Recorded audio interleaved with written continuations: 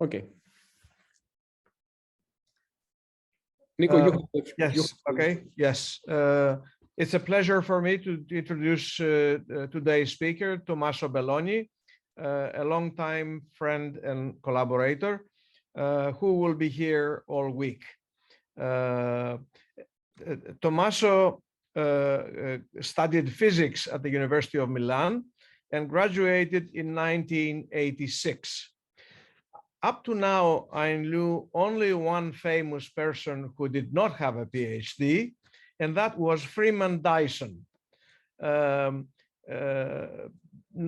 just learned that Tomaso does not have a PhD either, and that was the normal situation in Italy before about 1985. So anyway, without a PhD, he had an exquisite career.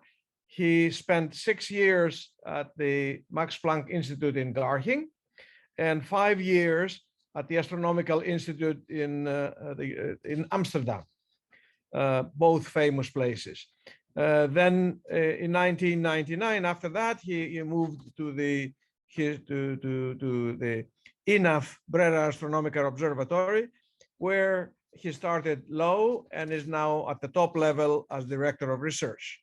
He is visiting professor at the University of Southampton, and his work is, he's well known worldwide for his studies on time variability of accreting compact objects, white dwarfs, neutron stars, black holes.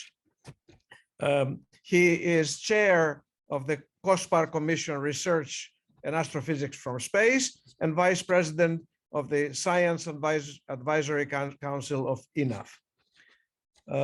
So, Tomaso, the floor is yours. One more thing that I know. Tomaso's hobby is photography. You see a nice picture on the front. I'm sure he will comment on it. Okay, Tomaso, go. Okay, thank you, Nick. Thanks for the introduction. I have a small correction to make. When I started back in Italy at the observatory, I didn't start low, I started middle. Okay. One of the only two people who ever came in at the middle level, the other being Luigi Stella. Yes. So it was supposed to be impossible to achieve that, but I made it. Good. So nice. Yeah, you did wrote to me as associate astronomer. Yeah, but, I didn't say what it was. Yes, That's the middle level. Yeah. Anyway, yes, I usually start presentations like this, or I used to start with two pictures. One is artist impression of some X-ray binary, and the other one is a local picture from the place where I give the seminar. I do have a few pictures from Heraklion in the past days, but these days I only have one photo because it joins the two things.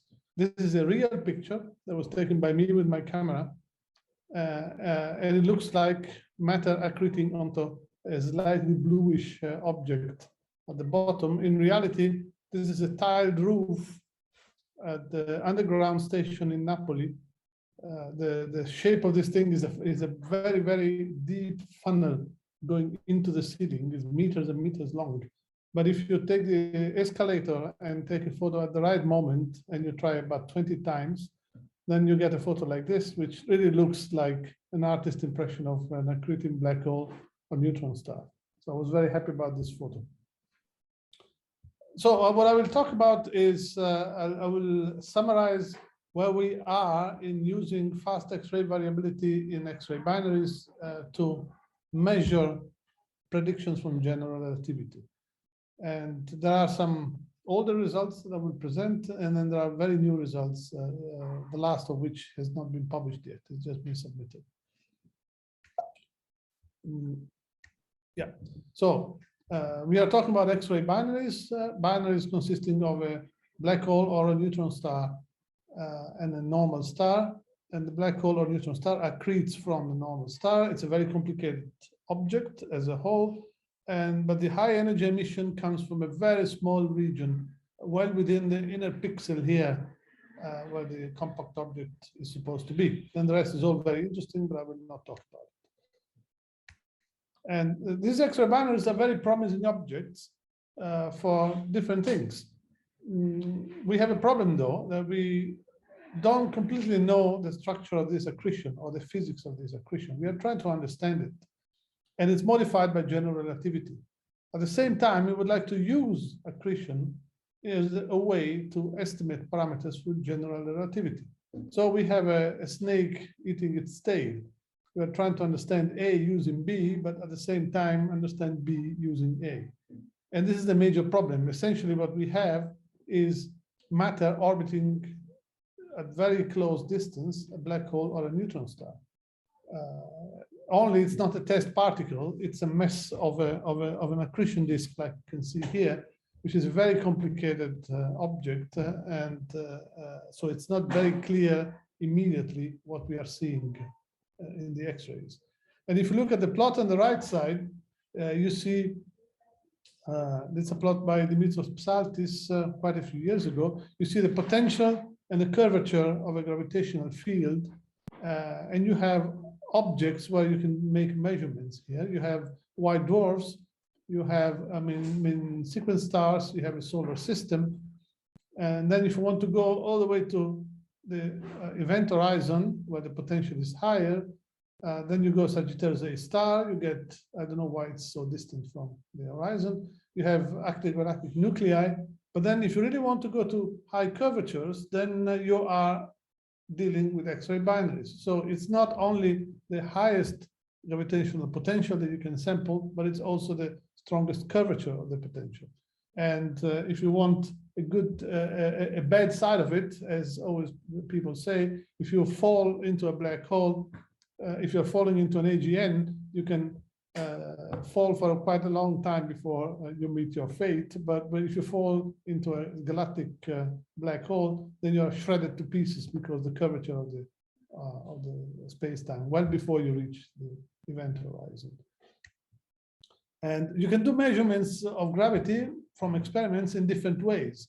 If you look at the left part of the diagram, you have weak field regimes, strong curvatures at the top, weak curvatures at the bottom, and extremely weak fields have been tested in the laboratory and with cosmology. And weak fields and weak curvatures, you have a solar system, and you have the binary millisecond pulsar. The binary millisecond pulsar is giving you, as the time passes, more precise values of predictions from general relativity, and it all works. But the field is weak. It's about 700,000 kilometers, the distance between the two neutron stars. If you go all the way to the right, you have dynamic space-time, and you have mergers, GRBs, the gravitational waves that were discovered after this slide was made years ago. And then if you want to go to weak curvatures, then you have to wait for LISA or for the measurements of millisecond radio pulsars with SCA. And I'm not sure why Sagittarius A star is there, probably because it's variable. And if you want weak curvatures and strong field, then you have a galactic center in M87. The EHT results, the galactic center have been presented last week, so it's very fresh stuff. But if you want to have strong fields and strong curvature, then you have to deal with accreting binaries. And there are exciting missions working now for the observations, and there are new missions ahead that I will show. Now, let's say you don't know anything of these objects. I just tell you there's a neutron star, there's a black hole, and there's matter orbiting around it. Then you start wondering what type of variability, what type of timescales you can observe from these objects. And if you go on the right side of this diagram, you see what you can expect from accretion. You just do some quick calculation, and you can figure out the radial light crossing timescale, the radial sound crossing timescale, the free fall timescale, the viscous timescale at which perturbations or things happen and accretion happens radially, and the thermal timescale at which thermal differences are propagated. But you also have other timescales. You have a neutron star spin. If the neutron star is spinning, you have a pulsar, so you might detect that one. That's easy because it's a pulsation. But you also have, or if you're orbiting a neutron star or a black hole, then you have a Keplerian frequency at your radius. And you also have, because of general relativity, precession. If your orbit is not circular, you have periastron precession. And if your orbit is not in the plane perpendicular to the spin of the object, you will have a frame dragging lens steering precession. And now, what numbers are you expecting? Keplerian frequencies, you expect 100 to 1,000 hertz. So if you're close to a neutron star, you're orbiting 1,000 times every second around the object. And this is something that you can actually try to measure with the variability, also with a spectral approach.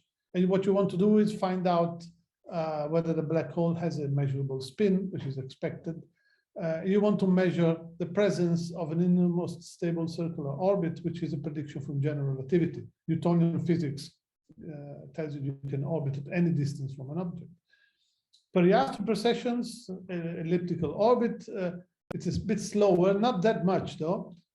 700 hertz and 1,000 hertz means that you're not orbiting and slightly precessing like Mercury, but you're just drawing a kind of flower around the compact object. This has been tested in the weak limit, of course, with Mercury in 1917. Eddington found, sorry, there was another thing, but in Mercury was found in way before Einstein. It was explained by Einstein. And the double pulsar also has a very good measurement of precession. And for this, we need timing. And the lens steering precession is a bit more complicated. It's much slower in the case of compact objects, and it has been measured in the weak limit by Gravity Probe B. There was a satellite that was launched by NASA to measure the lens steering precession around the Earth. It did have some technical problems, and it confirmed the expectations with a very large error. So it has not really been measured very well. Now you want to know how are these timescales besides these yellow labels? And that's what I did years ago. I went into the office of a theoretician that I know, and I asked him, can you give me the functional expression of these timescales as a function of radius, not the relativistic ones, the other ones? And he said, no, well, you know, it really depends on this and it depends on that. And I said, no, but just give me a case. No, there are a lot of assumptions, and then it depends on this, it depends on that. So what I did, metaphorically speaking, was I locked the door, I went to him, I grabbed him by his ankles and started shaking him up and down until timescales came out. And this is what I got. If you have a 10 solar mass black hole, you have a number of caveats and assumptions that were given to me in a huge volume that I immediately threw in the bin, and I do not remember those. This is the radial expression of many of these timescales as a function of gravitational radius. You can see the thin lines are the accretion ones, the viscous timescale, the sound crossing timescale, thermal timescale, free fall timescale, and then the thick ones are the relativistic, the three relativistic ones that I told you. There are four because usually one considers also one, which is the difference between two.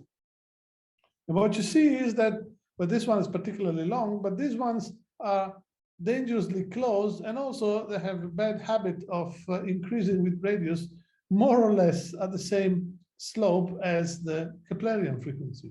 So if you detect a characteristic timescale somewhere, then you have to place it very well on this diagram if you want to know which of these timescales it is. We have done it 25 years ago for viscous timescale, but I will not talk about that. So this is a very rewarding, potentially rewarding work, because if you find these effects, then you can prove the existence of black holes.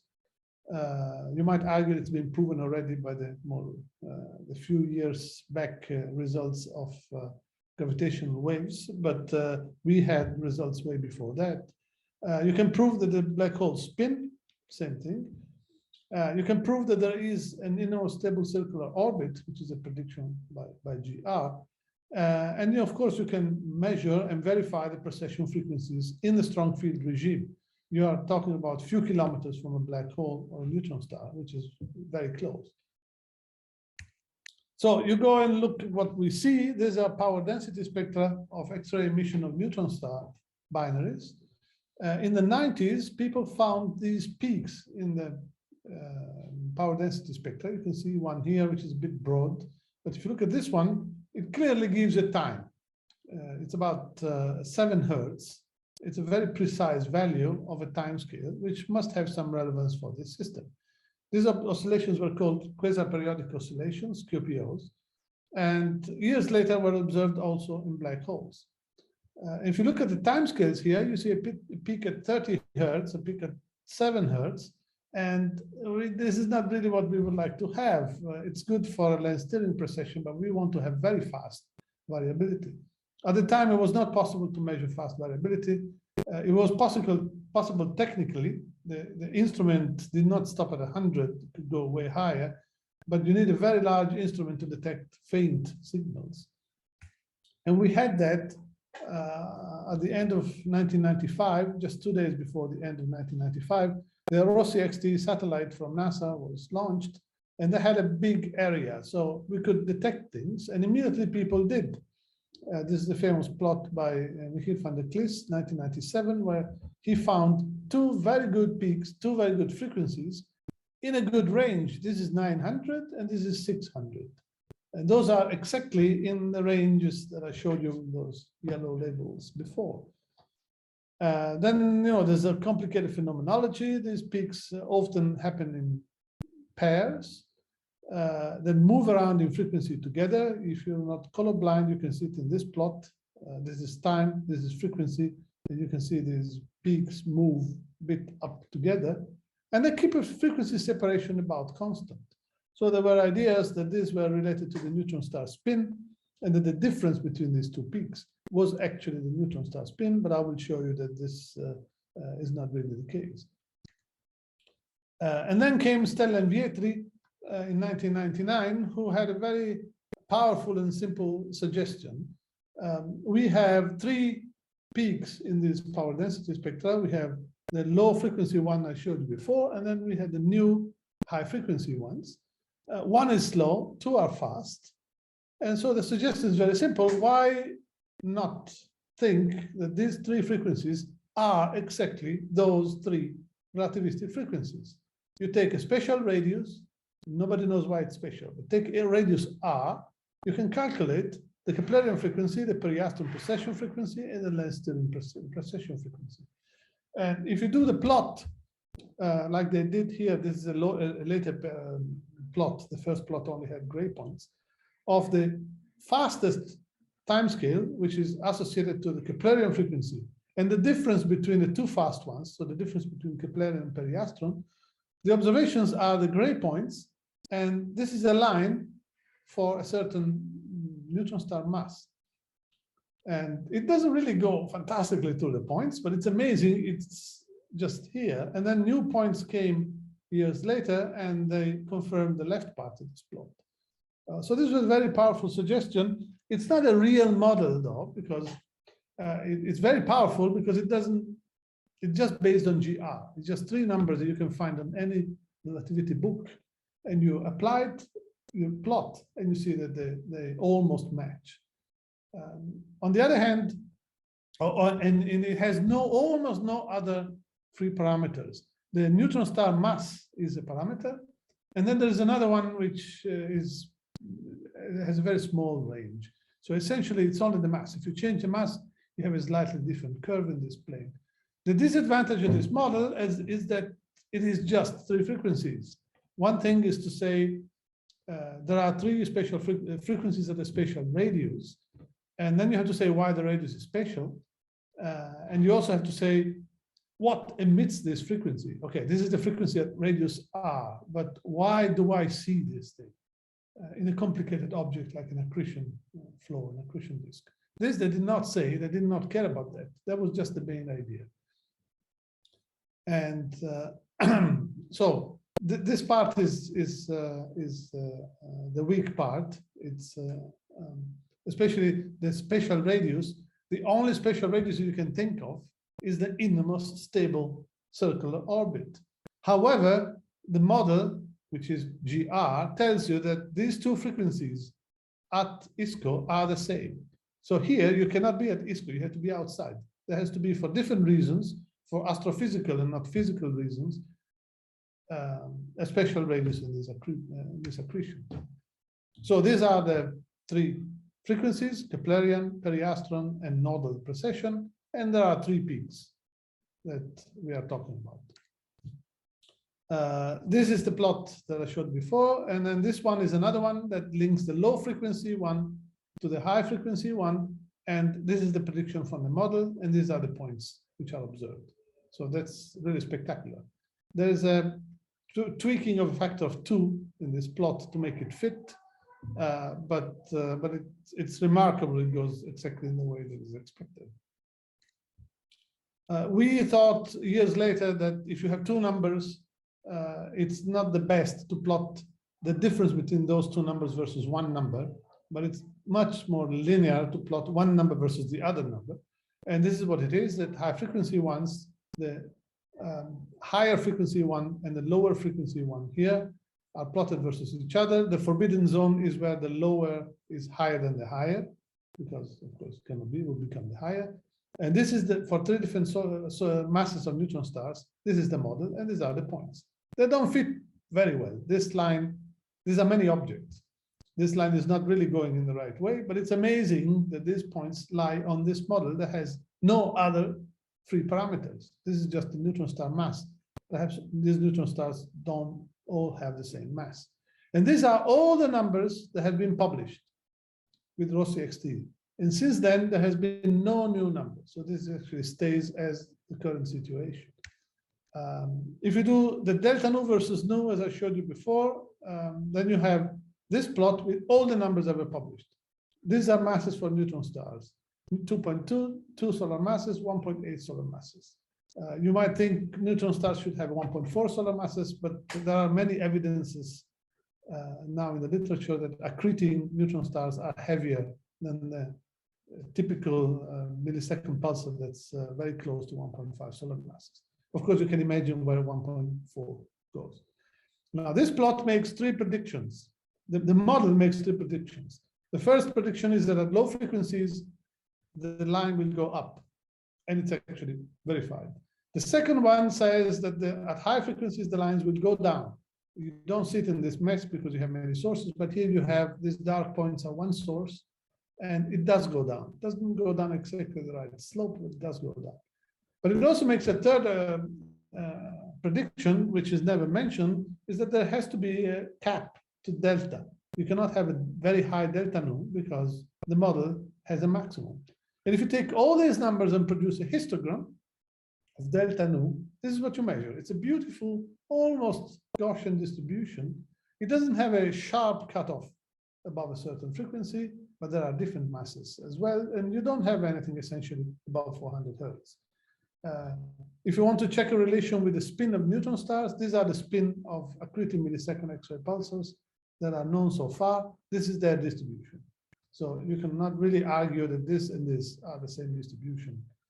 So there seems to be something which is different. There's a number which is quite special here. The difference tends to be 300 on average, and 300 is about in the middle of this plot. So it sort of fits. Then, of course, you become greedy. You want to go to black holes. Black holes are way more interesting. You don't have magnetic fields. You don't have surfaces that give you a lot of trouble. You just have a black hole with only two physical parameters. And people have looked and they have found some fast oscillations in black holes, but very, very few. There are very few cases. Many of them are actually non-significant detections that have been published anyway.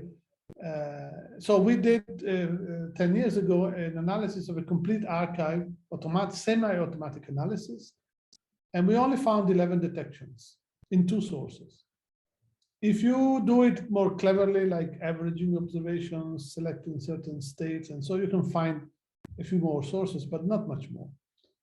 Plus there is one additional source, as I will show, that has a lot of detections. So these are the ones that you can find semi-automatically. Two sources, one has two peaks. The vertical lines indicate the maxima of the peaks. So this is the maximum of this is the maximum of this is the maximum of this. So there are two peaks, and they are not exactly constant in frequency. This one you don't know because there's only one, but this one clearly moves a bit, but it's much broader. And here you have, again, a broad one at low frequency and a better one at high frequency. But these are not very good signals. You can see that from here.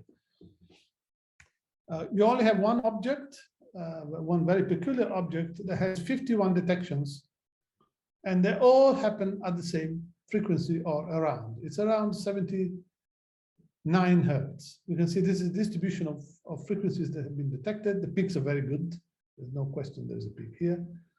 And so one wonders, what is so special? This object has a number, which is 70 hertz, which is very special. It only has one peak. This is something that comes and goes. So you might think this is finally ISCO. We only have one peak because at ISCO the two frequencies are the same value. However, we know the mass of this object, and we can calculate, in the case of non-spinning black hole, the slowest frequency you expect from Keplerian motion at ISCO, and it's about 95 hertz. This is too slow. So it's still unclear why this object, this particular special object, which is the most strange object in the X-ray sky, has a very particular frequency. Many years later, the AstroSat satellite from India observed this object and detected an oscillation, and it's at the same frequency. It's about 69 hertz. So we don't know why this number is special. So there are open questions here. What are the frequencies we observe? Are they the ones predicted by general relativity? What is the modulation mechanism that can give us a quite strong peak that can take like 20% RMS variation over the continuum? We know it's not coming from this flat accretion disk that I showed you, because this flat accretion disk has a soft spectrum and these oscillations have a hard spectrum. And are the high frequency features the same in neutron stars and black holes? In order to do some more testing, we need a good black hole data set. And we found one in one of these two sources I showed you. It's very unique because it has one observation that has 3 peaks simultaneously. You see here the power density spectrum has a peak at 17 hertz. It's pretty clear. And if you go to high frequency and zoom the plot and do energy selection to maximize the peaks, we also have a peak at 300 and a peak at 450. They are equivalent to the ones that I showed you before. But 3 is a very good number because the model predicts 3 frequencies. And we have 3 frequencies. So if you take the model and go to the equations, you can calculate the 3 frequencies as a function of 3 parameters. One is the mass of the black hole, one is the spin of the black hole, and one is the radius, that special radius at which this thing takes place. So we have 6 unknowns here, but 3 now are known because we give them numbers. So we can calculate A, M, and R. It was solved numerically because my colleague Sarah Motta found a way to do it analytically only afterwards. And here you can see a spin mass plot because the radius is not really very interesting. For different radii, the 3 different frequencies give you these values, and they cross in one particular point, and they give you a measurement of A. The spin of the black hole is 0.29 plus minus 0.01. The mass of the black hole is measured to be 5.31 plus minus 0.07, and then there's a special radius. However, there is a mass measured for this black hole from dynamical optical measurements, something completely different. And that turns out to be 5.4 plus minus 0.3 solar masses. It's a gray band here. So we are right in the middle of this band. We even have a much smaller error. So we can, with this, applying general relativity, we can find the mass of the black hole, and it's consistent with different measurements. And that gives us confidence that also this 0.29 is a good measurement and that the model works. You can also do more. You can calculate the radius at ISCO because now you have the mass and the spin of the black hole, and that gives you the black hole. It's yours. You know all the parameters. And you know that the ISCO is at 5.03 Rg. Of course, it's smaller than the radius, the spatial radius there. However, this is the radius at which frequencies are maximum. No frequency should exceed the frequency at ISCO. Now, the high frequency ones are only 2. we know 300 and 450. So we're not going to check that. But low frequency are many. So we made this plot where you have the low frequency nodal values versus the three frequencies. The lines are the model. Now we have A, we have M. So this is the line of how the two relativistic frequencies vary with the nodal frequency. And this is a one-to-one line because this is nodal versus nodal. So it's a trivial one-to-one line. The blue points, 1, 2, 3, are the ones we used to determine the model. The red band is the value corresponding to ISCO. It has an uncertainty, so it's a band. And these are all the low frequency oscillations measured in this object in two outbursts over 2 years. They stop here. We don't have a value here. This is where you expect them to stop. They cannot be above that value, and they are not. Plus, if you take, this is a power density spectrum of a different object, it doesn't matter. This is the low frequency oscillation we were talking about. These are harmonics of that one. And there are two bumps at higher frequency, which I always, for very different reasons, claimed would be oscillations related to GR, like the peaked ones that I showed you before. And if you do fit these ones, they lie exactly on the line expected from theory. So this is very good. But you can do even more. What you see is broad peaks, and a broad peak is not a sharp peak. So if you take a special radius at 5.63 gravitational radii, you expect an exact value for the frequency. How do you make something broader? The easiest way is to say that the radius at which this thing happens jitters and moves. It's not exactly the same value. Only you would like the jitter to be small, to be believable. And also, each of the three peaks has a different width, but the frequency dependence on the radius is different. So you have a kind of fingerprint. The three fingers have a different width, and you have to jitter one radius and reproduce the width of all three peaks, and you can do it. If you jitter the radius by 2%, you reproduce exactly the width that you have for the three peaks. That's even better. Of course, this could be by chance. We have just three numbers. And we might be very lucky and get the right solar masses for the object. If you compare the spin with other measurements made with spectral measurements, we don't match. They get a high spin, we get a low spin. But hey, we have our measurement, they have their own measurement. This only proves that we cannot be both right. Then you look in the archive, you don't have more observations with three peaks. However, you have an observation with two peaks. With two peaks, you cannot solve the equations, but if you put in the mass measured by optical people instead of deriving it, then you can run the model. And we have this other object, that's the second object I showed you before. It has two peaks, 13 Hertz, 183 Hertz, and there's a full paper we wrote to show that this is a different oscillation called type B. So this is what you measure, and now you only have two lines in the spin radius plane, and you find a solution for A equal 0.34 at a certain radius, and the dynamical mass is the one you use, so you don't derive it. It's obviously consistent. It's again a low spin. You do the same game as before, exactly the same thing. You have a lot of points here. These red points are all low frequency oscillations. They stop where they're supposed to stop. And even the broad components here are nicely on the two lines. So it fits perfectly the same thing. And even if you start jittering your width, your radius, you need 5–6% jitter, and you reproduce the width on the peaks. And this time the spin is consistent with the different measurements, but the different measurements have a very large error. This goes from 0.29 to 0.62. So it's not terribly difficult to be compatible with such a big range. If you have an effect like this, you would expect to have inclination effects.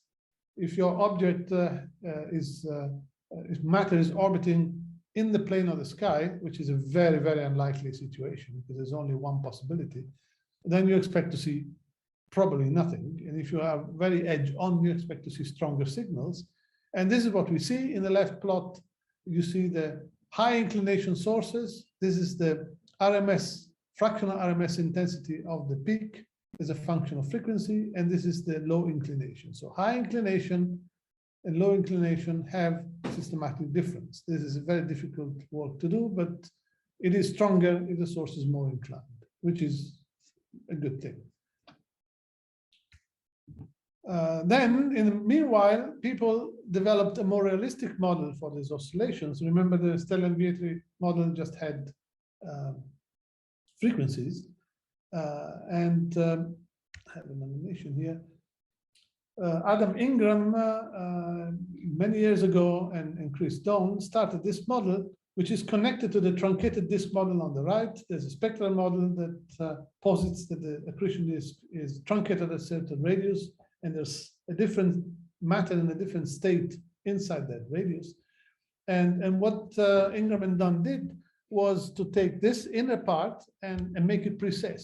So each radius of this donut precess is, of course, at its own different frequency. So it's not a precessing donut, but they showed that the effect on what you see because of geometrical effects is equivalent to a precessing donut with a frequency which is kind of intermediate, of course, inside the donut. And also, if you have a precessing donut like this, this is illuminating the disk. And the disk is fast rotating, of course. So you expect to have changes as a function of the precessing phase in the energy spectrum of the source. And this is something that is observed. It's something that only addresses the Lansdale precession, doesn't have the high frequency ones, but it's a much more powerful way of bringing this model forward. Then we have a problem. The Rossi XT satellite was fantastic because it had a great area, which is what we need. It had a very good coverage in energies, meaning it had higher energies, say higher than 10 kV, which is where things are strongest. And it was handled in a very efficient way. They would point at your source very efficiently whenever you wanted, whenever they wanted. Fantastic coverage, fantastic flexibility. But then in 2012, 10 years ago, it was killed by NASA because they didn't want to have it anymore. It was not a matter of money because a consortium of different institutes around the world was prepared to put in the money to continue running it, but they decided to close it, and they even mispointed the solar panels to prevent the Chinese from hijacking the satellite. And so we didn't have anything anymore. Now we have 3 very beautiful missions, but there are some shortcomings. The Astrosat mission from India is very similar to the XTE one. So it has a very large area. It covers the good energies even better. Unfortunately, the strategy is not the same. They don't observe very flexibly. They tend to want to do very long observations of objects, and which is also very good for many different purposes. But what we want to observe is special moments. We know when these oscillations appear. It's a short time. So I want to observe now, not have a 2-month observation in a month. NICER is a NASA mission on the space station. It has a very nice area.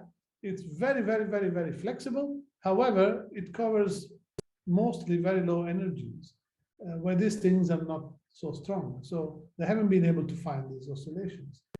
And then there's a Chinese satellite, HXMT, that has very good energy coverage with 3 instruments that go to very high energy. It is handled in a very efficient way. So anything that you're interested in is going to be observed very often. However, the instruments are small. So if you look at this table, it looks like it's quite depressing because they almost make it, all 3 of them, but we never get the same thing. But the trick, of course, is that you shouldn't try to reproduce Rossi XT. You should go with what these instruments give you. And these are the new results. This is the first one. It's a work of an Indian PhD student who now got his PhD, Yash Bhargava. He took this very bright transient, MAXI J1820 plus 070, observed by NICER. It's a very bright source. It doesn't have any high frequency oscillations because NICER is never going to see them, but it has noise components. And remember those bumps that I showed you before, it has them. So there's a peak, which is not fantastic, but it gives you a good frequency. It has two bumps. And this is how they evolve with time. So he did the same plot that I showed you before. Now we don't have three good points here, but there are, well, this is a good point, and there are bumps here. But you can do it. You can solve the equations for the triplets and reach a solution. The solution, you need to put in the optical mass to get the solid solution. Then we get a spin with a very small error. 0.8 is the spin of this object, just done using these broad components because we didn't have fast ones. So in this way, we really exploited the characteristics of NICER, and it gave us a very good measurement. The spin is higher than the others, but I'll get back to that. And then Saramotta went back to the Rossi XT archive and really looked at all observations and found a very old source from 1999, XT J1859 plus 226, for which the mass of the black hole is not known. And she found three peaks. One is this one here, and the other ones are the high frequency ones. One observation where there are three peaks, the upper one is questionably significant, and another observation which is better, and it has two peaks, which are clearly significant. So she did the same game, as you can imagine, the same thing that I showed you before, and it's exactly the same plot as before. There's only one bump here. There are a few oscillations here.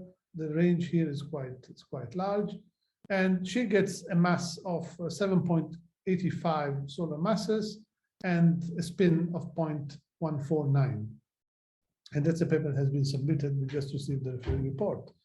This is probably the last one you can see with XTE because it's really the result of a big search. And we have another number. Oh yeah, and there is an optical mass that was submitted more or less at the same time, which is 7.9. It has a much larger error, but again, with this object, we hit the same mass as the people who do optical measurements, which are, of course, a completely different game than the one we are doing. Now, if you take our spins, this is the ones that I showed you. There's a 0.29, 0.34, there's 0.8 and 0.15. I have to say that this 0.8 has to be taken with a grain of salt, the exact value, because it's those bumps. When you have those bumps, probably this, actually not probably, certainly, if you look at it from here, sorry, here's the same. The frequencies are low. They are below 1 Hertz. Frequency is low means that the donut that's precessing in that model is large. If you have a large donut, then the correction between what you get just out of GR and what you get out of the Ingram model is sizable. So you really have to believe the model, and you have to apply corrections which were not applied here. So this value, I cannot really tell you it's really 0.8. However, as I showed you, the people who do spectral measurements, iron lines, relativistic distortion of iron lines due to reflection, get much higher values. And however, gravitational wave people are now accumulating spins of objects that are merging and detecting gravitational waves. They tend to get lower spins, more consistent with ours. I did this plot where I take the red points are all the detections from spectral measurements. The triangles are upper limits. And this is the histogram. They clearly peak at about 0.9. The blue points here are our measurements. And these are the two spectral measurements that correspond to two of our values. So you can clearly see we only have 4 numbers, but we don't seem to come from that distribution. I tried to plot the same distribution for gravitational wave sources, but I wasn't able to really find the numbers to plot, so I will not do it. But they are more consistent with our triplet down here than with the high numbers there. And the theoreticians that are trying to reconcile the spectral and the gravitational wave measurements told me, I still have to talk more detail with them, that they have a problem because If the red points are the real ones, that means that there are objects that are spinning very fast. But then objects, when they die because they merge with another black hole, are spinning slower. So there has to be a way to slow down the black hole from almost maximally spinning down to, say, 0.2, 0.3. And they have a difficulty doing that, in the sense that when all the ways that they can devise to slow down a black hole is too efficient and slows it down just to 0. So it's difficult to start with something like this and end up something like this. I have no idea of the details of this, so I don't know exactly what this, how this is calculated. I have to talk more in detail. We have future instruments coming, being studied or being worked on. The main one is EXTP. It's a collaboration between European countries and China. You can see a picture here. It's a bit of a weird satellite because the main body of the satellite contains some telescopes from China. And then there are solar panels, which are the yellow ones at the back, but the front is the instrument. So these two tablets of chocolate are very flat semiconductor instruments pointing in the direction of the telescopes. And these yellow things are solar shields to avoid the sun shining on the instrument. And this instrument has been reduced in time and slightly made smaller, but it's 3.4 square meters at 8 kV. And you can see the effective area as a function of energy. XTE is the blue line, and red is the LAD on board EXTP. It's going to be way, way larger than XTE. And these are a couple of simulations of things that you can do. These are 3 peaks. Frequency is on the x-axis, time is on the y-axis, and you can see how these peaks move in really gory detail according to whatever model was used here. And you can measure this thing very well. Of course, if you have such a big instrument, you're going to see other smaller peaks somewhere else. But these are the main ones, and we should be able to find the answer to these questions with this instrument. Plus, it will have a wide field monitor here, which is essential for this kind of measurements, because you need to know what's going on in the sky, when there is a new transient, when a new transient is doing a transition, because that's when you expect to have high frequency things. These are probably neutron star simulations, but black holes are detected, the high frequency oscillations in black holes are detected in very specific moments. So if you want to look at one, I can tell you when is the best chance, but I can tell you with a very short warning, like you should observe now within the next hour. And if you don't have a wide field monitor, I cannot tell you. And on the other side of the Atlantic, sorry, this is something that has been built. So people are working on this and it's going forward.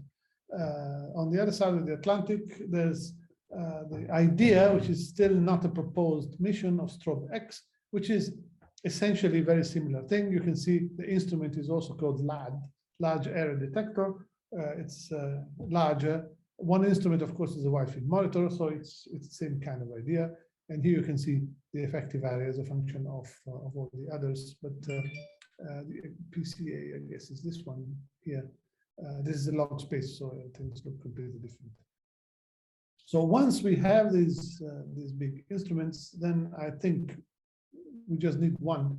We can get the answers to our questions. But I think it's now becoming quite more believable that this model has something, and then we might have measured the existence of black holes, the presence of the innermost stable circular orbit, the first measurements of spins of black holes, all done with the timing measurements, and only time will tell if these things are correct or not. Thank you. Thank you, Tomaso, for this exciting talk. Very, very interesting. Let's see if there are questions. I have a couple, but I will let other people ask first if they want.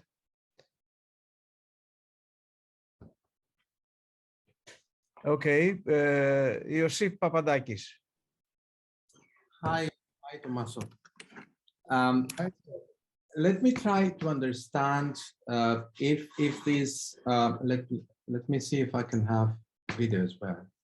Right. I don't know if you can see me now, but yeah, right. So I mean, so you have something that emits X-rays, and it is at the radius of, let's say, 5 Rg or so, when you have a spin of 0.2 or something. And it's rotating, and it's also precessing or whatever, but it is a small sized thing, right? Not necessarily. It's a kind of in the Ingram model, this is not a small size thing. in Ingram, yes, but in your simple model, when you have, you know, the rotational frequency, right? In that simple model, it's not even a thing. It's just a frequency. So No, you but I cannot say mean, it's a small thing. if you're trying, yeah, what I'm saying is that if you're trying to understand how this thing is going to explain also the energy spectrum, or, you know, the X-ray emission from that object, then it's a kind of a blob that goes around, right? How is it going to have just one precise frequency? That doesn't have, the model, as I said, stops there. So we know it cannot be a blob going around. Yeah. It's not possible. Yes. Because you simply calculate the lifetime of a blob due to differential rotation. And this is not sufficient to give you the peak that you see. So each blob you produce gets shredded and becomes a ring too fast to account for the Yes. peaks.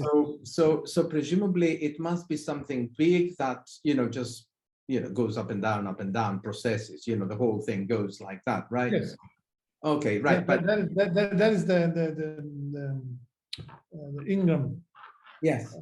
Right. Now, of course, if you are close to ISCO, the Ingram model becomes essentially the same as the Stellanvietri model, because your torus, your donut, is very, very thin. So it's just one radius. If you start moving out, then you have a bigger and bigger donut. A bigger donut gives you, well, what I'm thinking of is, what about the high frequency oscillations? Right? And yeah. so. Yeah, right, and that's what puzzles me, you know, in the way that, you know, is it big or is it small? And suppose, okay, we don't know exactly, but it's intriguing what you see there, you know, these relations between frequencies. But then again, why don't we see it in other black holes as well? I mean, if that was GR, and if they have similar spectral properties, you know, they all follow this Q diagram and so on. Why don't we see the frequencies, you know, the same frequencies, the same behavior? It's the black holes is just a matter of sensitivity, because we don't see them. We see only few cases in some black holes, and many other observations are like, you can see it in one observation, and the next day source is exactly the same, and you don't see it. Exactly. So neutron stars have a big phenomenology. There are many of these objects. They're very good, but neutron stars have something that a black hole don't have, which is a surface. Exactly, solid surface and the strong magnetic fields, right? Yeah, but I think the surface is the problem. Whatever, I agree. But what I'm saying is that if that was a GR and it was there, I'm a bit surprised that it's not always there, and it's not there in all the other objects. It's weak. It's very weak signal. I know, but I mean, would it be like, you know, if it's there, I don't see it now because my statistics are bad? Is that the case? Do we know that that's the case, or no, the statistics are there, but we don't see it? The statistics are the same, but probably most of the time it's below detection. Oh, okay. So if I expect that if you use EXTP, then you would see. And then if you just show the strange one, the one that has a high spin, the max, the nicer one. I was a bit surprised when I saw your plot, because I mean, yeah, these are not QPOs, are they? The blue one, yes, but the other ones are really broad. Yeah, but they fit everything. Like but what I'm saying is that, so I mean, you can usually fit the power spectra using this kind of Lorentzians. Have you tried to see if in all black hole systems, those Lorentzians could actually fall and follow similar kind of behavior. But this thing here on other sources, other than the ones I showed you, has not been done, but it can be done and will be done. Okay. What I can say is that When I thought, what if indeed even these broader components in the power spectra can follow similar? Because they move, right? They do move as well. They do. Has anybody searched and see if they follow similar? I'm not a theoretician, but what I was thinking is that the Ingram model says that you have this precessing inner area, but if you look at the Lansterian precession, you see essentially like it is a hard donut precessing. Okay, fine, I believe it. I didn't go into the calculations. However, think about the Keplerian frequencies in this donut. They also change with radius. What if these ones are not compatible with a rotating hard donut? And then if you have a very small radius in this torus is just a ring, then you see very well the Keplerian frequency and you see a peak. If you have a big donut, then the Keplerian frequencies are all blurred and what you see is a big bump.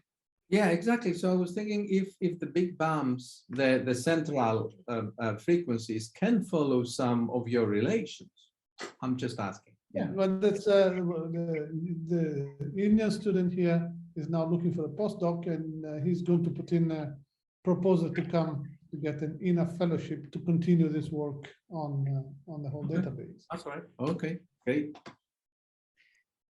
While you have that slide on, Tomaso, the highest frequencies in this plot are broad, and the lowest is quite narrow. I would have expected the opposite. That is, the closer I am to the black hole, I would have a narrower feature.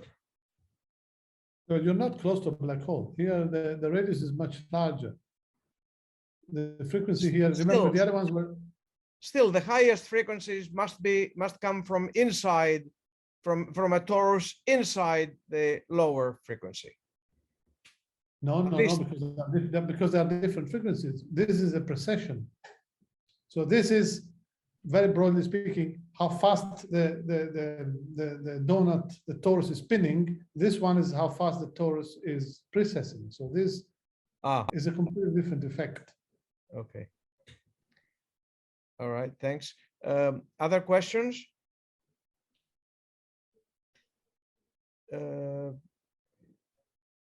Okay, let me ask you again, Tomaso. The results that you showed are really impressive, and I have faith in GR. But GR gives analytic expressions for the frequencies of a single particle going around. So, yes. Do we have a feeling what happens either from the work of Adam Ingram or other? What happens when you actually have a flow around the neutron star? The Ingram model addresses this question for the low frequency one, not for the high frequency ones.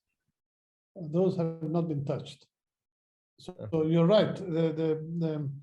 What I always think of the Stellan-Vietri model is that it's probably not exactly correct.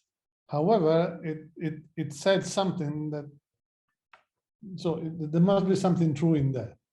It would be such a big coincidence that all these things fitted, even remotely fitted things. You know, those neutron star points that I showed don't actually fit the line, but they are on the line, and this is amazing because it could be anywhere.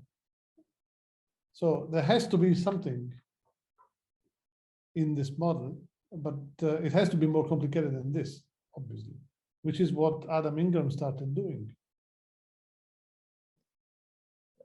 Yeah.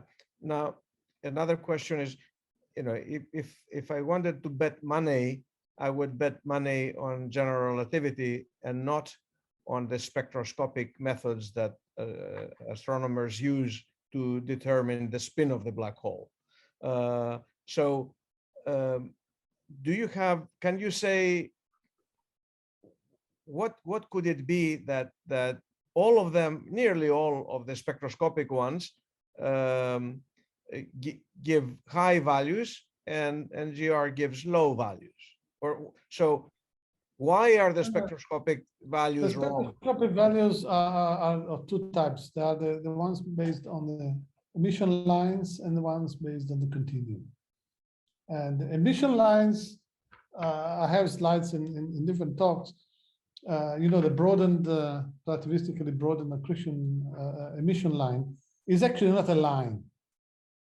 Physically, it's a line, but it becomes a continuum. When you have a component that goes from 2 to 8 kV, it's not a line anymore for someone who does the fit.